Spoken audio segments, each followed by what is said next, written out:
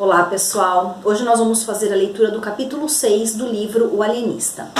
Para quem está chegando agora e não está entendendo o que está acontecendo, é o seguinte: tem aqui no canal uma playlist como se fosse um audiobook, onde eu faço a leitura por capítulos do livro O Alienista. E eu vou fazendo a leitura em voz alta e no final do vídeo eu faço uma breve explicação e resumo do que foi lido. Então é isso. Vamos agora começar a leitura. Capítulo 6. Capítulo 6. A rebelião. Cerca de 30 pessoas ligaram-se ao barbeiro, redigiram e levaram uma representação à Câmara. A Câmara recusou aceitá-la, declarando que a Casa Verde era uma instituição pública e que a ciência não podia ser emendada por votação administrativa, menos ainda por movimentos de rua. Voltai ao trabalho, concluiu o presidente, é o conselho que vos damos. A irritação dos agitadores foi enorme.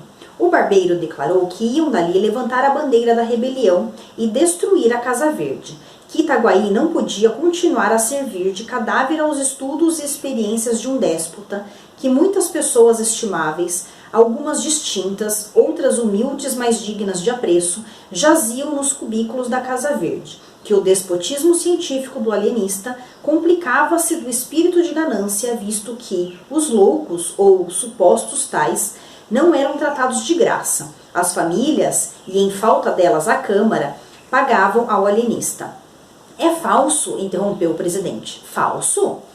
Há cerca de 2 semanas recebemos um ofício do ilustre médico em que nos declara que, tratando de fazer experiências de alto valor psicológico, desiste do estipêndio votado pela Câmara, bem como nada receberá das famílias dos enfermos. A notícia deste ato tão nobre, tão puro, suspendeu um pouco a alma dos rebeldes. Seguramente o alienista podia estar em erro, mas nenhum interesse alheio à ciência o instigava. E para demonstrar o erro, era preciso alguma coisa mais do que arruaças e clamores. Isto disse o presidente com aplausos de toda a Câmara. O barbeiro, depois de alguns instantes de concentração, declarou que estava investido de um mandato público e não restituiria a paz a Itaguaí antes de ver por terra a Casa Verde, essa bastilha da razão humana. Expressão que ouvira a um poeta local e que ele repetiu com muita ênfase. Disse, e a um sinal todos saíram com ele. Imagine-se a situação dos vereadores. Urgia obstar ao ajuntamento, à rebelião, à luta, ao sangue. Para acrescentar ao mal, um dos vereadores que apoiara o presidente, ouvindo agora a denominação dada pelo barbeiro à Casa Verde, bastilha da razão humana, achou-a tão elegante que mudou de parecer. Disse que entendia de bom aviso decretar alguma medida que reduzisse a Casa Verde. E porque o presidente, indignado, manifestasse em termos enérgicos o seu pasmo, o vereador fez esta reflexão. Nada tenho que ver com a ciência, mas se tantos homens em quem supomos juízos são reclusos por dementes, quem nos afirma que o alienado não é o alienista? Sebastião Freitas, o vereador dissente, tinha o dom da palavra e falou ainda por algum tempo com prudência, mas com firmeza.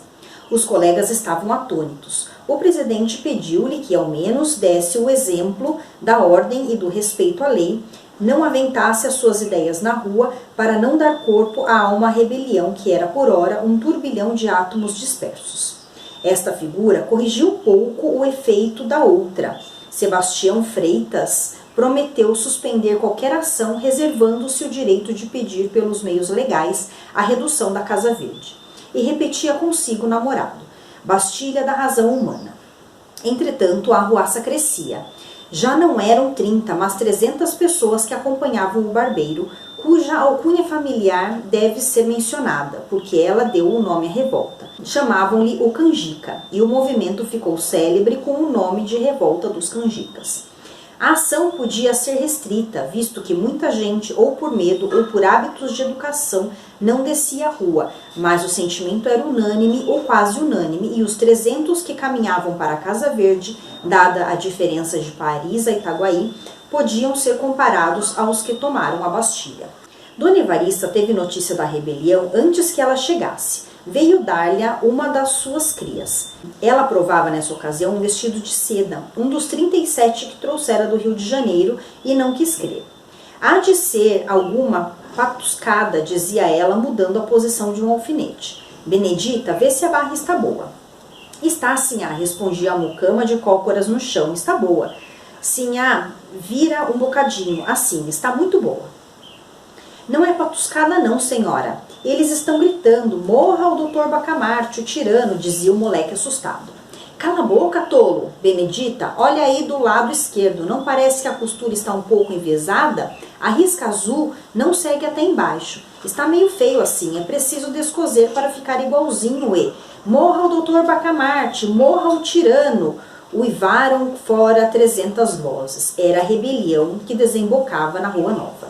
Dona Evarista ficou sem pinga de sangue. No primeiro instante não deu um passo, não fez um gesto, o terror petrificou-a. A mucama correu instintivamente para a porta do fundo. Quanto ao moleque, a quem Dona Evarista não dera crédito, teve um instante de triunfo, um certo movimento súbito, imperceptível, entranhado de satisfação moral ao ver que a realidade vinha jurar por ele. Morra o helenista, bradavam as vozes mais perto. Dona Evarista, se não desistia facilmente às comoções de prazer, sabia entestar com os momentos de perigo. Não desmaiou, correu à sala interior onde o marido estudava.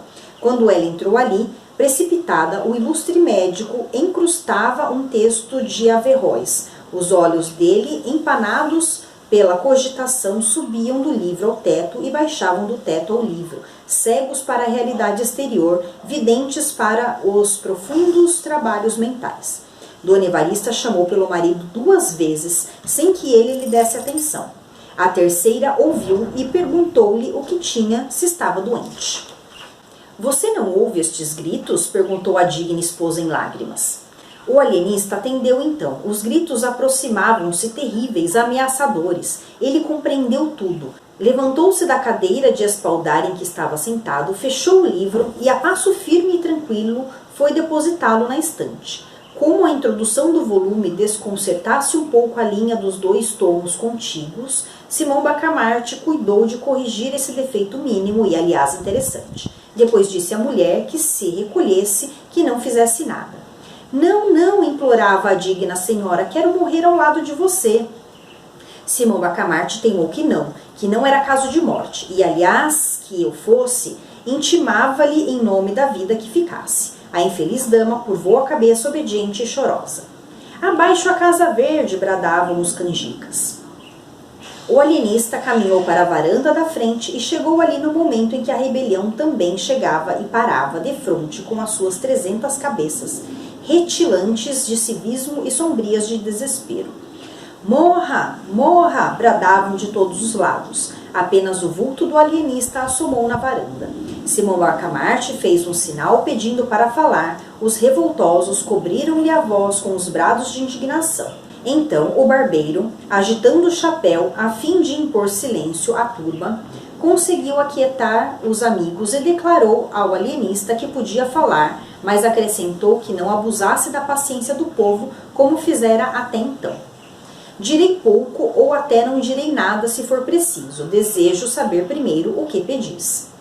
Não pedimos nada, replicou friamente o barbeiro. Ordenamos que a Casa Verde seja demolida ou pelo menos despojada dos infelizes que lá estão. Não entendo. Entendeis bem, tirano. Queremos dar liberdade às vítimas do vosso ódio, capricho, ganância. O alienista sorriu, mas o sorriso deste grande homem não era coisa visível aos olhos da multidão. Era uma contração leve de 2 ou 3 músculos, nada mais. Sorriu e respondeu. Meus senhores, a ciência é coisa séria e merece ser tratada com seriedade. Não dou razão dos meus atos de alienista a ninguém, salvo aos mestres e a Deus. Se quereis emendar a administração da Casa Verde, estou pronto a ouvir-vos. Mas, se exigis que me negue a mim mesmo, não ganhareis nada. Poderia convidar alguns de vós em comissão dos outros a vir ver comigo os loucos reclusos, mas não o faço porque seria dar-vos razão do meu sistema, o que não farei a leigos nem a rebeldes. Disse isto o alienista e a multidão ficou atônita. Era claro que não esperava tanta energia e menos ainda tamanha seriedade. Mas o assombro cresceu de ponto quando o alienista, cortejando a multidão com muita gravidade, deu-lhe as costas e retirou-se lentamente para dentro. O barbeiro tornou logo a si e, agitando o chapéu, convidou os amigos à demolição da Casa Verde. Poucas vozes e frouxas lhe responderam. Foi nesse momento decisivo que o barbeiro sentiu despontar em si a ambição do governo. Pareceu-lhe então que, demolindo a Casa Verde e derrocando a influência do alienista, chegaria a apoderar-se da Câmara, dominar as demais autoridades e constituir-se senhor de Itaguaí. Desde alguns anos que ele forcejava por ver o seu nome incluído nos pelouros para o sorteio dos vereadores, mas era recusado por não ter uma posição comparável com tão grande cargo. A ocasião era agora ou nunca. Demais, fora tão longe na ruaça que a derrota seria a prisão ou talvez a forca ou o degredo. Infelizmente, a resposta do alienista diminuíra o furor dos secazes.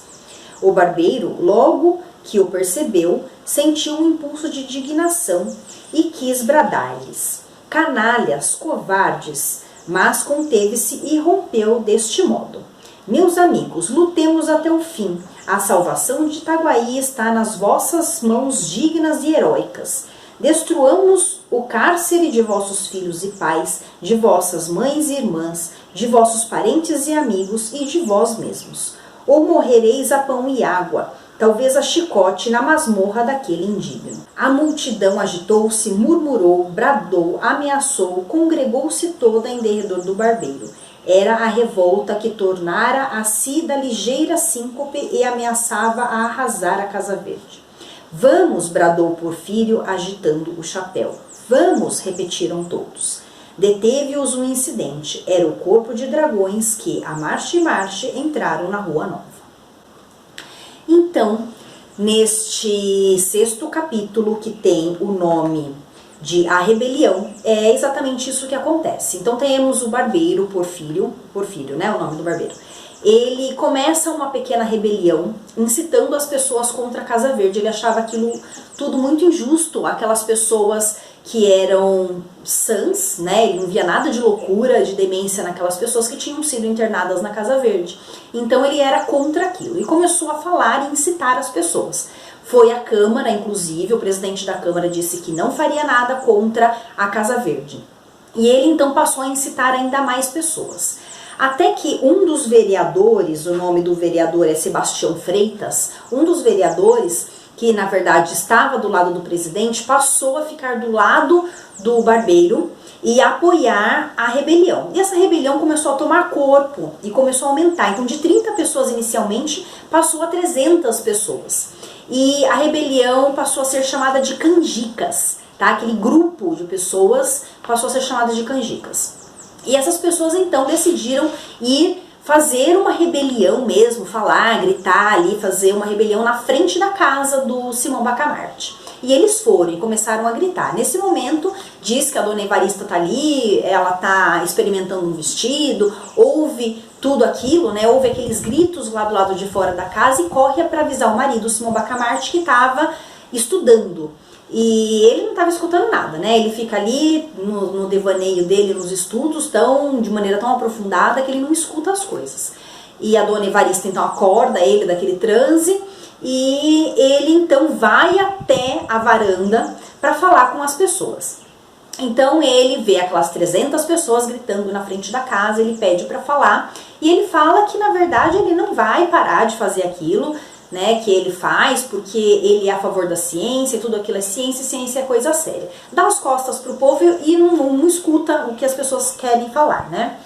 Então o barbeiro incita as pessoas então a ir até a Casa Verde, né? Então vamos fazer uma nova rebelião lá na Casa Verde. E daí nisso aparecem os dragões na verdade é como se fossem os policiais da cidade, tá? E nesse momento acaba o capítulo. Então, no próximo vídeo a gente vai seguir com o capítulo 7, certo? Então é isso, tchau, tchau!